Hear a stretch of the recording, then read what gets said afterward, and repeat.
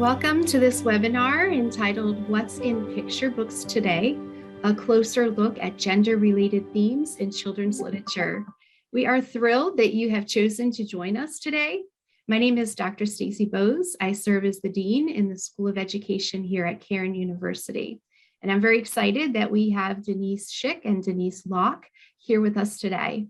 Before I introduce them, I want to provide some context to you on our topic for today, as I know that we have a variety of participants joining the webinar. We have some current students, we have some potential students, some interested just in the topic, we have some community members, as well as some faculty and staff.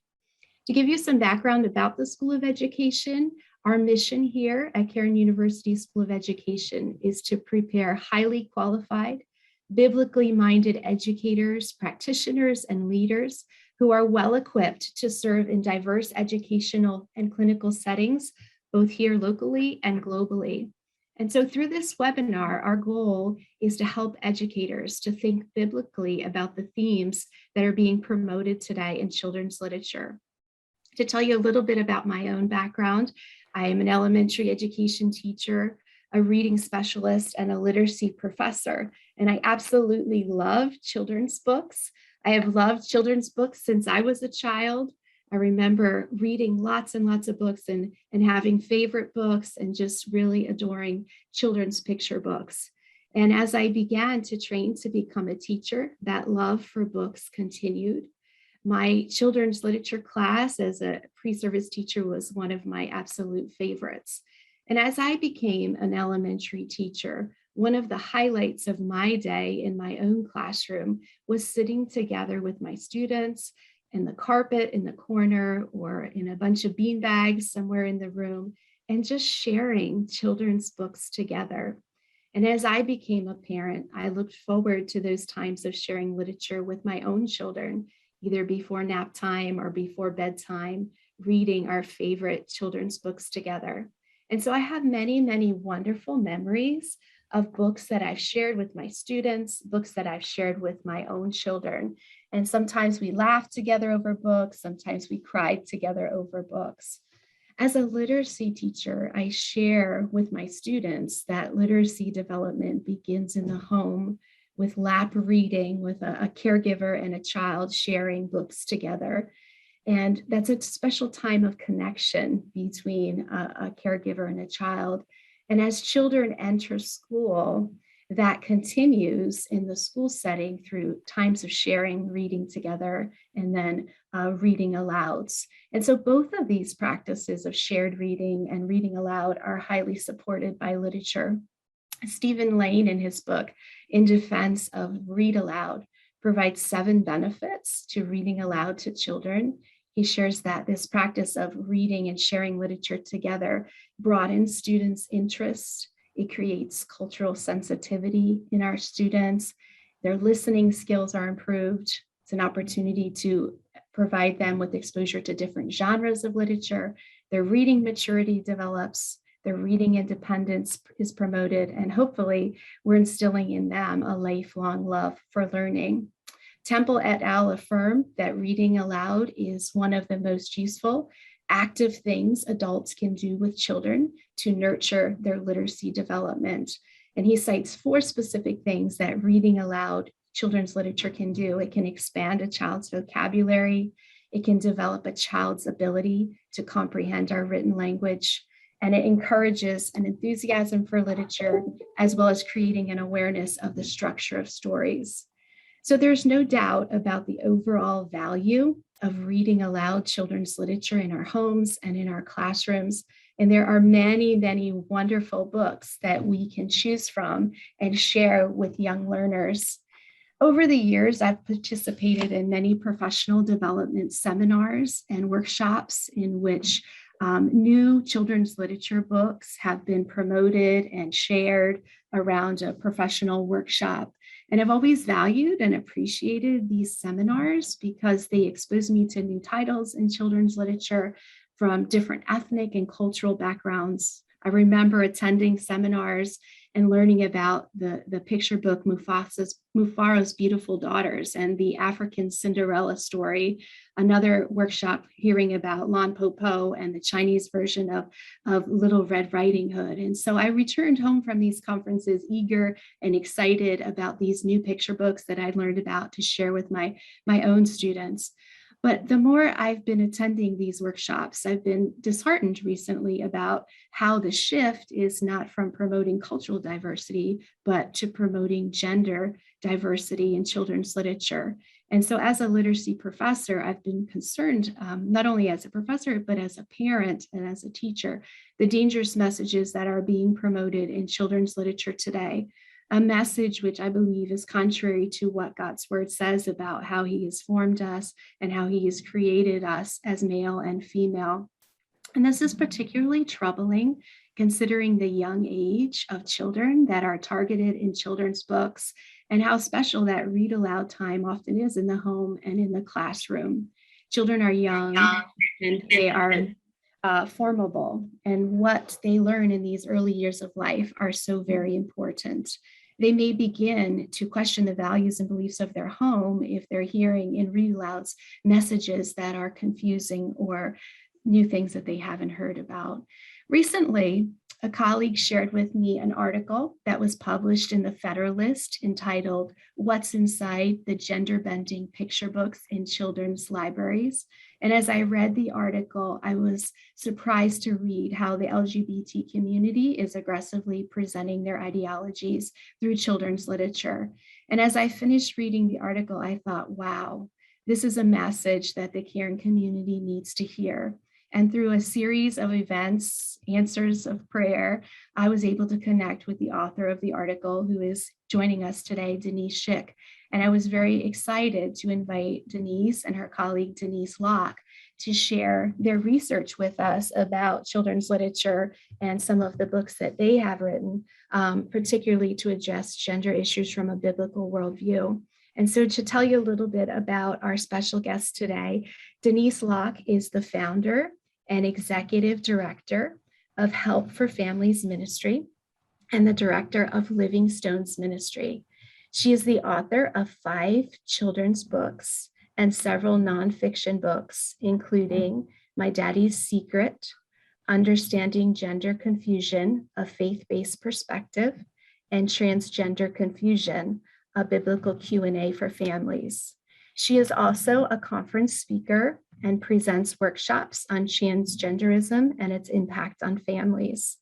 Denise has been interviewed on many faith-based radio and television programs. She has published articles in the Federalist, LifeSite News, and American Thinker. She has led church-based support groups for people with sexual addictions and has assisted groups in an alcohol and substance abuse clinic. She has served in a Christian crisis pregnancy center and has had several roles and implemented an abstinence program for which she was the director. So Denise is also joined by her colleague, Denise Loock. And Denise Loock is an author, editor, and ghostwriter. She is the general editor for Iron Stream Media, and she also accepts freelance editing and writing projects with lightningeditingservices.com. She and Denise Shick have collaborated on many projects, including articles, Bible study, workshops, and children's books. And so we're very thrilled to have them come and share with us today on this critical topic of children's literature. I'd like to open our time in prayer. So we're going to pray, and then I will tell you a little bit about the chat feature as well. So let's pray. Dear Lord, I thank you so much for this opportunity that you have brought us together, educators from many different types of schools and many different places, some current teachers, to learn more about this topic of children's literature and how we might have a biblical worldview on this topic. Lord, I thank you for connecting me with Denise, and I thank you for the presentation that they've prepared for us today. We pray that it would be a blessing to those who are participating in our webinar, and we ask this in Jesus' name, amen. So as they are sharing today, there may be a question that comes to your mind that you would like to ask. We do have a Q&A tab at the bottom of your screen where you can put any content related questions. And when they finish, we will have hopefully some time for Q&A. We may not have time for all of the questions that are posed today. So if we don't have time to answer your question, we will be following up after this webinar with a link to the recording that you can share, as well as some of the questions and perhaps answers to those questions. We will also be sending you a handout, a resource handout that shares with you some of the important resources that Denise have compiled for us. If at any time during this webinar you do have questions related to the School of Education or Cairn University type questions, those questions you can put in the chat, and we do have a graduate admissions counselor who is manning that chat and can answer those questions for you. But any questions related to the content, please do put in the Q&A. And so I'm going to turn it over to Denise. And Denise, thank you ladies for being here today. Thanks. Thank you. Thank you so much. I know Denise and I both have been looking forward to this, and we've been working very hard for you. So we really appreciate the opportunity and the honor that it is to be here with you today to speak about this very important topic of children's literature and the messages that they're receiving. As we begin, I would like to just thank Professor Bose for the opportunity as well. We talk about post a guard, before our children, the messages that they're receiving in children's literature. I believe that we really need to be vigilant on knowing what our children, our grandchildren, even if it's just the neighbor's children, what is in the library for them to read. And so as we begin to get going, many times people say, well, what got you to write books, Denise? Why would you even have the love for it? A lot of it has to do with my 18 years in ministry. Help for Families was founded in 2004. This is dedicated to helping families facing specifically the transgender issue. My father had shared with me at the age of 9 of his desire to become a woman. So that is where my background comes into this, the topics that I cover. Help for Families meets families where they are in their emotional pain and spiritual confusion. Our goal has always been to demonstrate God's grace and love through the difficulties that transgenderism brings to the families and to their loved ones. Living Stones Ministries is a ministry that I began to direct almost 7 years ago when the director had retired. And basically these ministries do the same thing. They reach out compassionately to the family members for anybody that needs a safe place to share what they're going through. But Living Stones has the focus of homosexuality. And so it's been a privilege to continue to lead both of these family ministries. When we begin to say, why are we here today? As I've heard Professor Bose's heart, and I truly appreciate all of your hearts, to understand more of what's happening with children's literature today. Currently, there are 72 LGBTQ books for children. Now, the titles are very important for a book, and as you can see, some of the titles here definitely grab your attention. A title represents what the storyline is that you will be reading throughout the story. A title predicts the content of the storyline and yet also sets an expectation for the reader. A title establishes a tone and creates an environment to fit the subject matter. So titles are very, very important. And one of the things that Denise and I worked on with our children's series were the titles to grab the attention, to do everything here that I have just read in this summary of what a title's for. But we need to recognize how titles can be used as well to entice a young child that thinks something looks really appealing. Some of the titles suggest, or I should say the LGBTQ books suggest that books would be fun and teachable messages for young children. But the truth is, the message creates further confusion for a child to believe that he or she may be gay or transgender, and actually encourages these feelings to rule who the child is. The ABC, A Family Alphabet book, suggests the story is having fun with kids, parents. It also has pets involved that celebrates the LGBTQ families as it teaches young children the alphabet.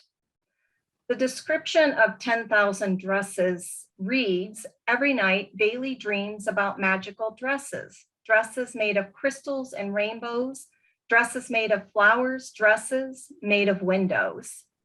Unfortunately, when Bailey awakes, no one wants to hear about these beautiful dreams. Quite the contrary, you're a boy, mother and father tell Bailey. You shouldn't be thinking about dresses at all. Then Bailey meets Laurel, an older girl who is touched and inspired by Bailey's imagination and courage. In friendship, the two of them begin making dresses together, and Bailey becomes the girl she dreamed she'd be. But there's also the bunny bear, which was a character that was born to be a bear, but he feels more like a bunny. Instead of trampling through the forest, he would prefer to bounce. He feels in his heart that he is fluffy and tiny, bouncing bunny rather than a bear. I think it's important to pay attention to words in descriptions as well as the storyline. And the line that speaks to me is he feels, because feelings can change and feelings can drive us to make different decisions or conclusions, especially children. Recently, I had sent Denise a picture of the following book, The Hips on a Dragon Go Swish, Swish, Swish. This book was actually written by a founding member of the nationally recognized Dragon Queen Story Hour.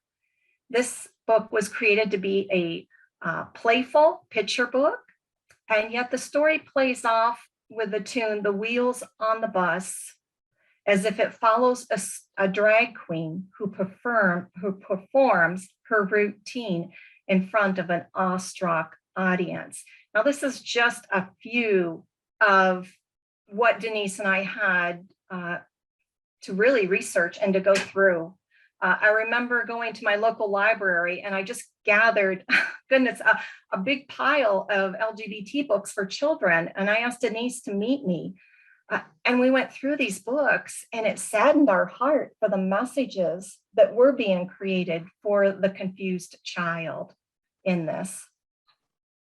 These are the themes that Denise is talking about that are in these books. And by the way, when she says she went to the library and got a stack of books, Denise and I live in a town of 10,000 people. We are not in a great metropolitan area, and yet our local public library has an extensive collection of these books for young people. So don't just assume that it's in huge metropolitan areas that this is becoming an issue. But the themes that we saw in these books when we read through them was the idea that you're your own creator. You're in charge of who you are and who you will be. And in one sense, that just sounds like good self-esteem, but it doesn't become that when it begins to say that you should change who you are. Feelings and desires. Denise talked about feelings. Stacey talked a little bit about feelings. Feelings and desires establish your identity. Your body is just a mass of tissue, your personhood, and that's a very key term now. Personhood is separate from your body. So you can do whatever you want to your body because it's not who you are. And then, of course, the idea of gender fluidity. You are who you say you are. And then another thing that's cropping up is this idea of you choose your family based on who aligns with your beliefs. Biological family is not the issue. It's your tribe, sometimes they say, your community, your group of friends. That's who your real family is. And so you can kind of begin to see where even those may sound a bit harmless, they can become quite dangerous. And so now let's just go to the next slide about what the Bible says about identity, gender, and family. And we will actually be sending you a very extensive list of verses that go along with these 5 points. But when Denise and I decided to write books, these were the themes we wanted to communicate. That every human being is created by God in his image. You are not your own creator. God created you, and he has a design and purpose in that. Another thing is just that the body cannot be separated from our mind, emotions, and will. God wove all that together. A friend recently reminded me of the verse in Luke chapter 2:52 that says Jesus grew in wisdom and in stature and in favor with God and man. That's his whole being. That's his mind, his body, his social life, his spiritual life. So all those are interconnected. Gender is not fluid. God created 2 genders. We get that from Genesis, particularly that he created male and female. And another thing that we really encourage in the books is that God gave every single human being a unique skill set that aligns with that person's unique purpose. We want to affirm individuality in these children's books, but we also want to connect it to this is who God made you to be, and we need to celebrate that that's who you were made to be. Then, of course, God created the family unit as part of his plan for redemption. Jesus grew up in a family.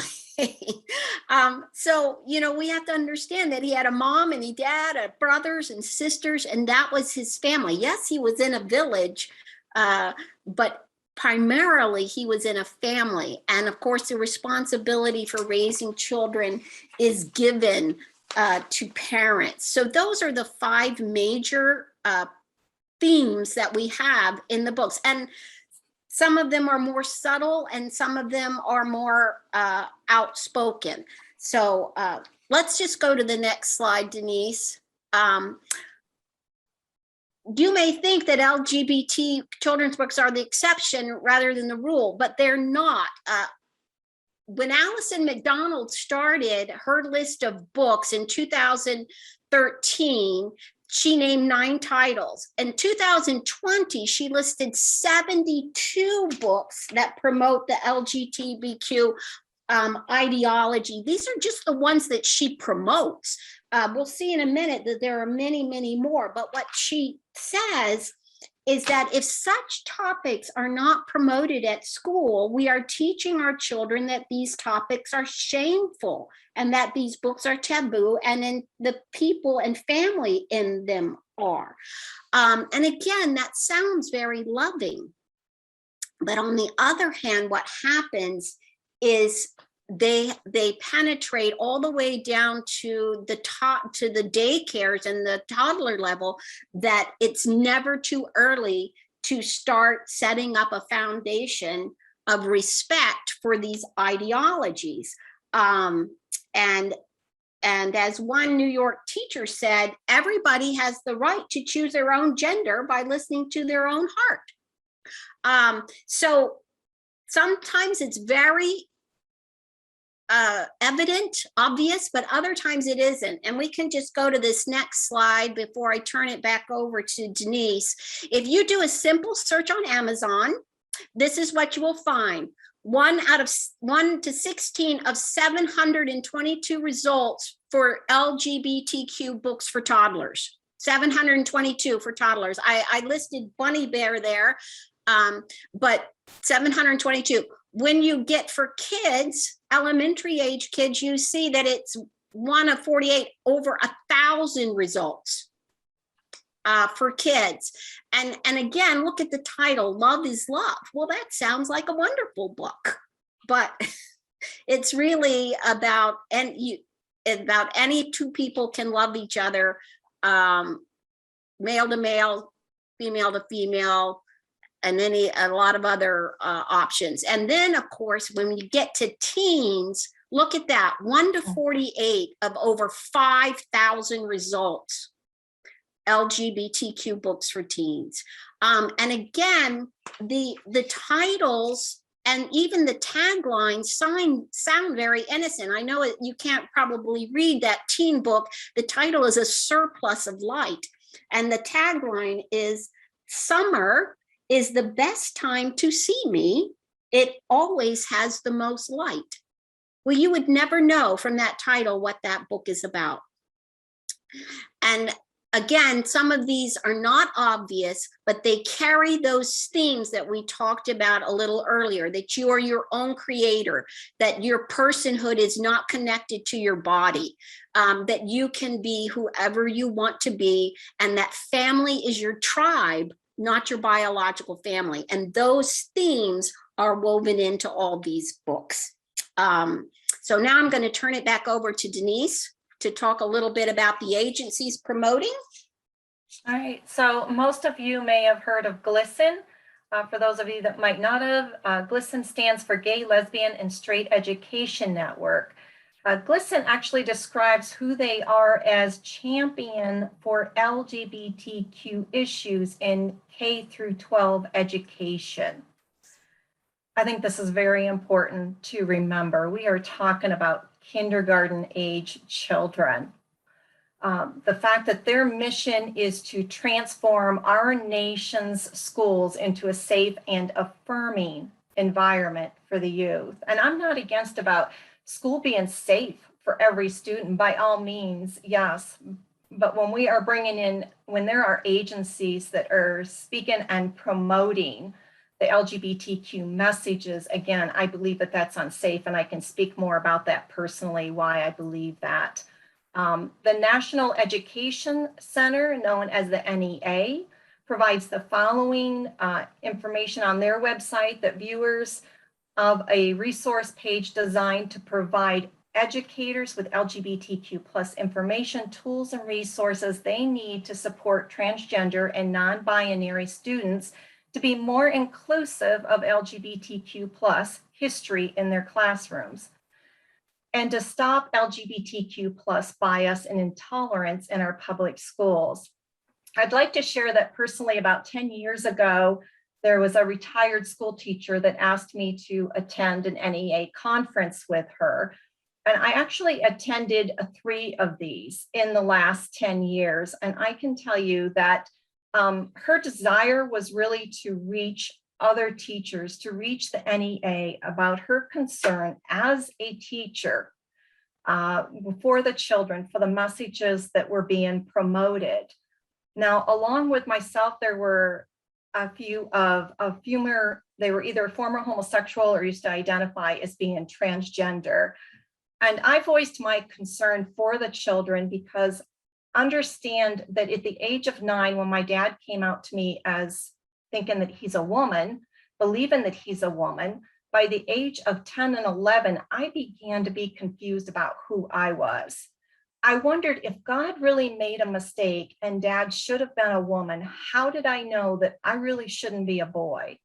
I played this role out in my bedroom many times. My imagination drove me to what I would look like as a man, how I would behave, what that would mean for relationship. So I was able to speak from a personal experience as a child, being really confused. And back then, we didn't have all the promotion that we have going on with children's books. Some of the teachers there were argumentative over what we had to offer, just sharing our personal stories or our concerns, while others wished to debate the issue with us. So this was, like I said, 10 years ago, 10, 11 years ago. And so to see where we are today is very concerning to me, and I believe very concerning to all of us here.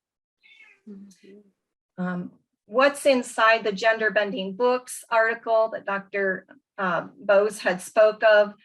In this, we really wanted to get the information, to have the information there, that according to the DSM-5, as many as 98 of gender confused boys and 88% of gender confused girls outgrow their gender confusion naturally. But here we are in a society where we are promoting very young minds with the messages that they can be somebody else, and to take those feelings or those thoughts into a dangerous path, and what I consider a dangerous path. But as we also look further here on the children and the fact of naturally outgrow those inclinations, 127 children who were referred to the gender identity clinic in Amsterdam when they were under the age of 12, 80% to 64% of children had either desisted, which means they had stopped, no longer had struggled with the gender confusion, or they were no longer traceable, which also the clinic felt at that time that they did not proceed ahead. Since there is only one gender identity clinic for children in Holland, it can be assumed that the later no longer required support, and so had also desisted, which is what I had mentioned. That is, I think this is huge. I think this is so important because people in society don't realize this. Our heart goes out for a child, and sure it does. But I believe that we have to take a look at how are we gearing them or leading them or teaching them about life? Now, as we look a little further here, about the dangers, children take puberty blockers, cross hormones, and most people don't realize, unless they're in this arena, that these children will never be able to conceive any genetically related children, even via artificial reproductive technology. A child doesn't understand that at 5, 6, 8, 10, 11 years old. For both children and adults, cross hormones, testosterone and estrogen, are associated with dangerous health risks, including but not limited to cardiac disease, high blood pressure, blood clots, stroke, diabetes, and cancer. But this is where we're at today. We have books that are promoting the idea that a child can, if they want to, or are struggling with those feelings, to transition. One internal struggle by the Gender Identity Development Service revealed that hormone treatment in a group of 44 patients who had started taking puberty drugs failed to improve the mental state of patients, having no significant effect on their psychological functions, thoughts of self-harm, and body language. I know many people that have struggled with the thought that they are born in the wrong body. I've been very blessed through the 18 years to really get to know people and to hear of their struggles. And I can tell you that there are individuals that have had very successful careers. They are doing very well in life, but there are other situations or diagnoses that they're struggling with.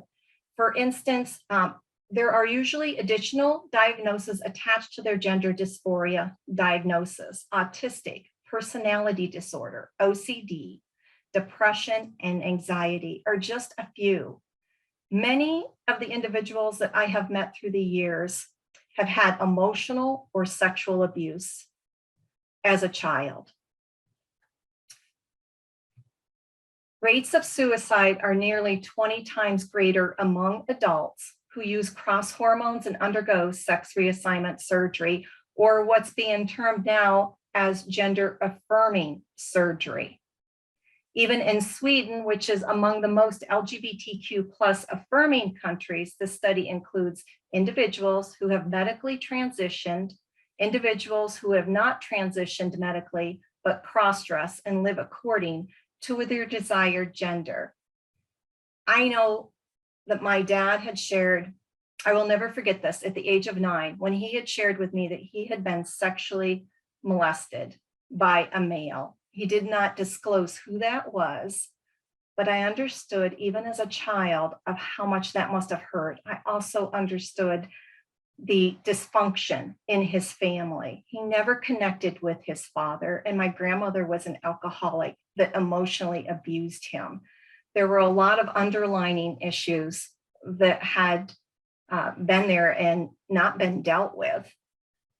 When I was about 12 years old, I remember he and my mom having a discussion in the kitchen, and he had actually asked her to take his hunting rifles and pistols to my grandfather's because he was afraid that he was going to commit suicide with the struggles that he was having at the time. So I know that the suicide rate is real, not just hearing the words from my own dad's voice, but situations of people that have also, as I said, had good jobs. Their families were using the pronouns and the name that their loved one had asked them to. Life seemed to be really good, and yet sadly, they still committed suicide. So often we do hear that controversy that if the person had a better job, or if the family went along with what they had asked, all the ifs. But these are people that were successful in the eyes of society. And again, it shows how sad they were inside. So the gender affirming or sex reassignment surgery hadn't really fixed anything. Okay, we want to spend a little time talking about what teachers can do and what parents can do. And we know we have some questions about that.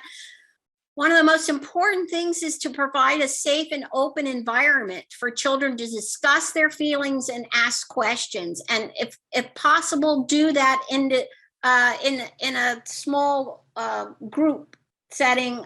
Sometimes it's not possible to meet one-on-one with a child. You have to have a third person in the classroom or in the setting. So, but make sure that in your classroom, you provide an open environment for people to share their feelings. The other thing is to make sure you affirm each student's unique personality and praise their talents. Every student has strengths. God created every student with strengths and talents. Find it and praise that child, because so many of these issues are connected to low self-esteem or being belittled, sometimes by a relative or another teacher or friends. So find that talent, that strength, and praise it.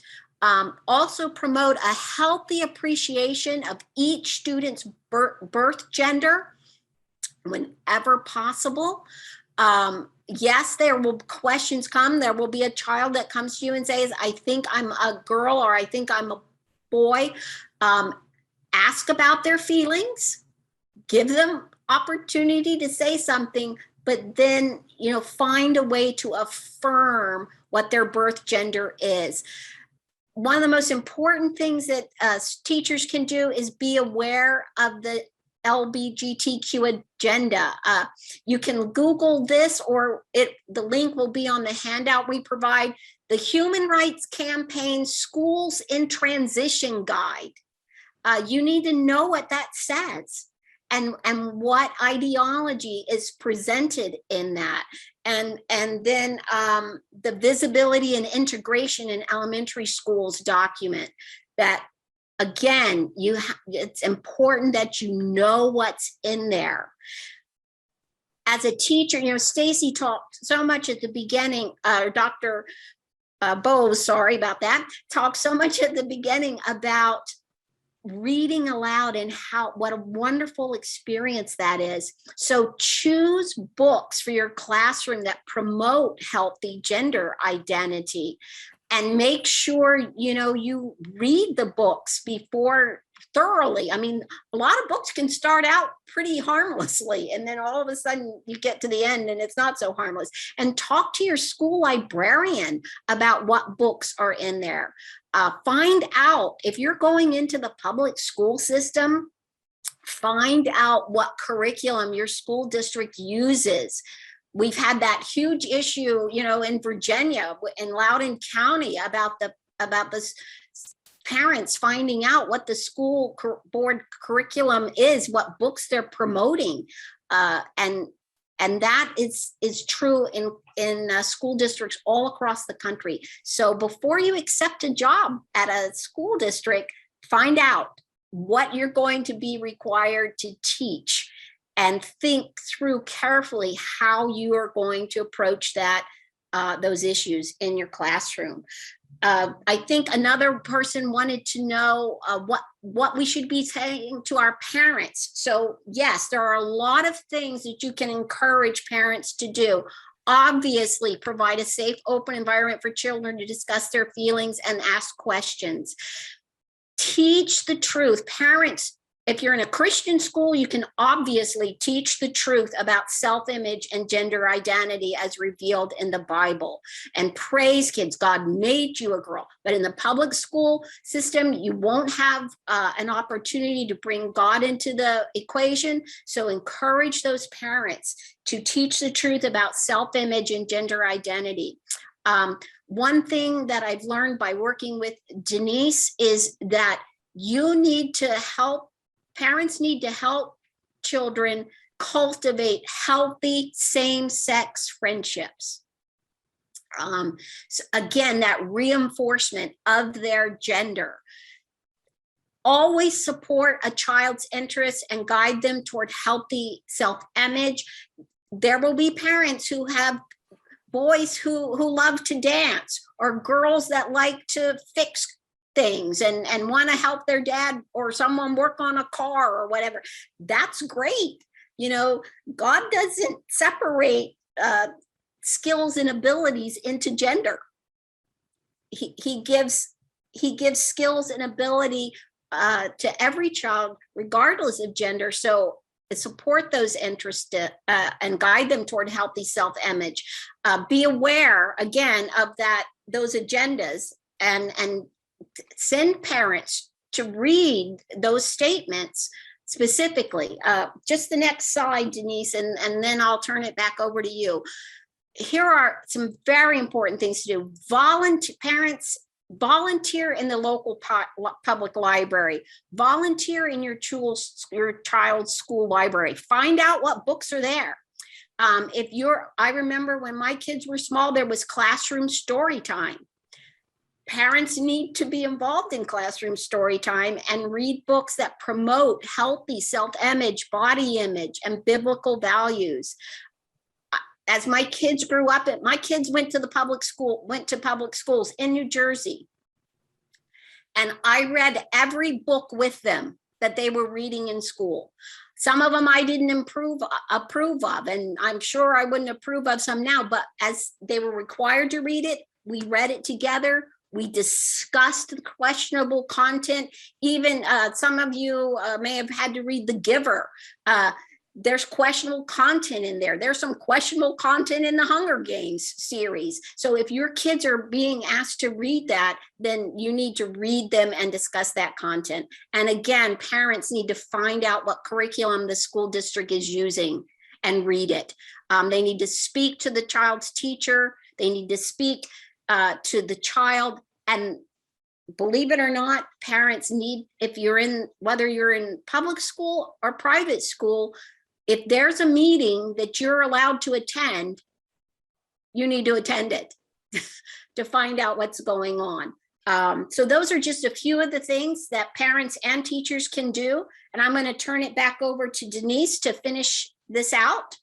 All right. So one of the questions that Professor Bose had asked me about was what got us started on beginning this children's series, which some of that I discussed earlier.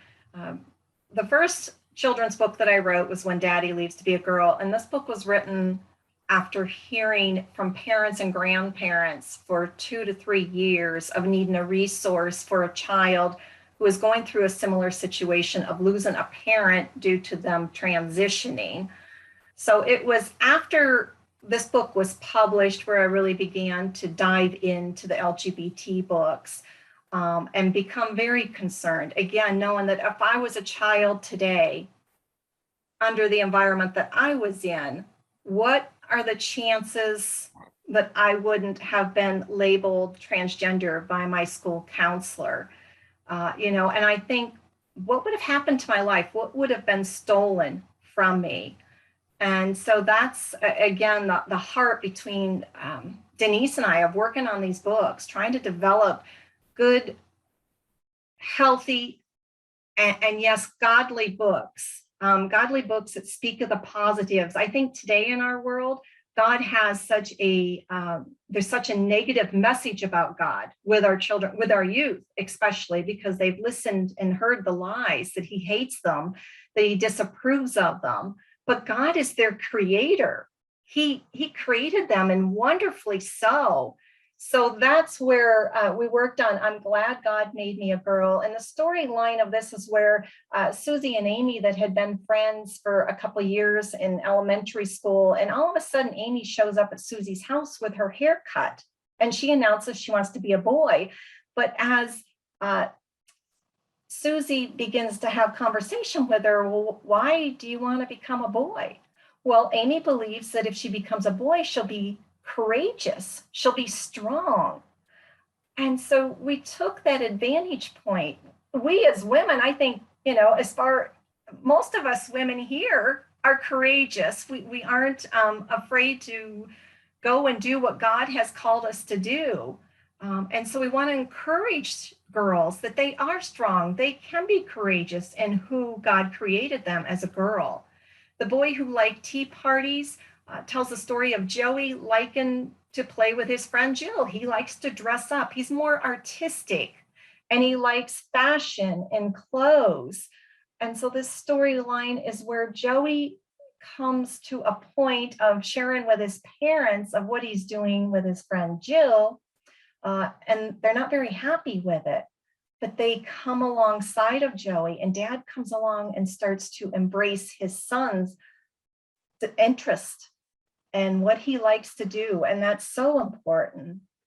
Do Superheroes Like to Play Piano is our most recent release. And this is to address the situation where children will label other children because they don't fit into the mold that they think they should as boy or female. And so if you can, hopefully you're able to see what we're trying to do. We're trying to take the LGBT messages, but to create the positiveness and reverse the deception that is demonstrated in the books. What's Up with Cousin Stacey expresses questions and thoughts of his favorite, of Kevin's favorite cousin Stacey, who come out gay. It's to help families navigate how to share this with the children, and how do we as God's family, react to news like this. It isn't out of disgust or to shame our loved one, but rather to understand how important our relationship with our loved one is. And so I appreciate Denise very much. We have a lot of fun lunches with our books as we're going through new storylines. And I think her and my favorite book will be upcoming in January, February, called Amazing Amanda, as we tackle the athletic girl who is competing against a boy. So I hope this gives you some understanding of what we are trying to do with the children's books, with God leading us. And I want to share again what a privilege it is to present to you today. Wow. Well, thank you. That was wonderful information. Very, very helpful. A lot of things there for us to process and digest. We just have a few minutes remaining, and I know that we've had many questions that we received, so we won't have time for all the questions, but I'll just pick out a few and maybe you could respond. One of the questions that came in was, what are some ways to help parents teach truth in their homes? And I know you've kind of addressed that a little bit. Anything else you'd like to add to that question? And how can we help parents address the truth in their homes? I would just like to add, Denise, how important it is to speak words in kindness, not out of reaction. So if our child comes home with a situation that they're facing in school, we want them to be comfortable and asking. Often I've heard through the years of how, especially a teenager or an older child, has heard disapproval of their parents finding out that somebody's identifying as LGBTQ, and the child actually perceives their parent as judging. So I think we just have to be really careful in the words we choose and remember the tone of our voice as well. Mhm.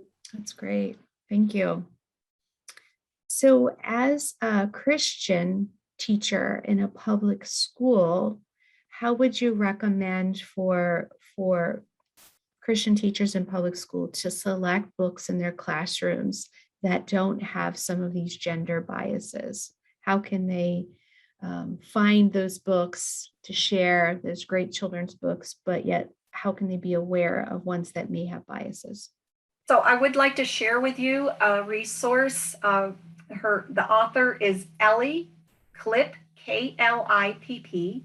She is a retired school teacher herself, and she has 2 children's books currently. I know she's got more out there, but as far as addressing these topics, and the one is called You Don't Have to Choose. And then she has a book that's aimed more towards the preteen years, and that book is called Choose. And it is a novel. These are safe books. Mhm. Okay.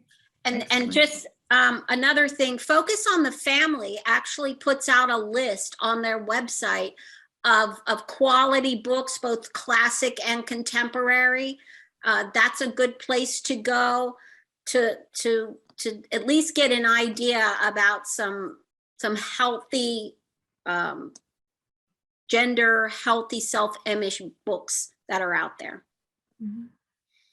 So as a classroom teacher, if you see students reading one of these books, how would you approach the situation with the student without seeming to attack them? Any advice for a teacher who may have a student in the class reading some of these books? Like, what could you as a teacher do to maybe cause them to question or examine the book, think critically about it without seeming like you're attacking? Yeah. One of the suggestions that came to mind is possibly, read it yourself. Ask the child, let the student know that you're finding value in what they have to offer you. Tell me about this book. Well, what does this, mean to you? Or what do you like about it? What do you not like about it? And then possibly read it as well as a follow-up way to have a discussion. Mhm. Great. And Okay. then maybe if you read their book, then you could say, well, here's a similar book that I really like. Maybe you would like it too. Mhm. Excellent. I think we have time for 2 more questions here. So the next question says, how would you recommend that as a teacher in a public school, I tackle, or even if I can tackle, some of the LGBTQ family structures in the classroom? Well, I'll Go let ahead, Denise. go ahead and think a minute, Denise, and I'll just say this: you can't tackle that family structure. That family structure is what it is. What you can do is affirm the child's Yes. strengths, gender as best you can without attacking that family, because that's not your job. That's God's job. And so absolutely pray for that family fervently, that God will give you the opportunity to speak truth into that family. Yeah. Go ahead. And by not that any teacher here would attack, but again, how that our words might be represented. They might be looking at you as an adult, judging, and honestly, the child more than likely, no matter what age, may take on some shame. I know I experienced that. Just the shame that you feel as a child that you aren't like every other family for the most part that has a father and a mother or a traditional background. So you want to be very conscientious of the feelings that child may have with what you say or don't say. I think I believe, just like you said, Denise, affirming that child, building that child up, building up their character, their gifts, and their talents. I love that. That's excellent. So we can affirm the child and affirm who they are. So I think we'll end with that question as we're about out of time. But I just again wanted to thank all of you for being here today. And I want to thank Denise and Denise for this helpful, informative webinar. As I mentioned at the beginning, we will send out a follow-up email after this with the link. If you'd like to share the link to the recording with other people, we'll also be sending you a handout of resources that Denise and Denise have prepared for you. So thank you again for joining. If you do have any questions about the School of Education or any of our programs, I know that we did have a graduate admission counselor in the chat. You can also email the admissions@cairn.edu to speak to one of our admissions counselors. If you have any questions about any of our courses, auditing courses, enrolling in a course, they'll be more than happy to answer any of those questions for you. So we're so grateful that you chose to join us on this Tuesday afternoon. Thank you that you've been here and giving of your time to join us. And we hope that this webinar has been helpful for you. And we look forward to joining with you again the next time we have a School of Education webinar. So God bless you and thank you for being here with us today. Goodbye. Bye.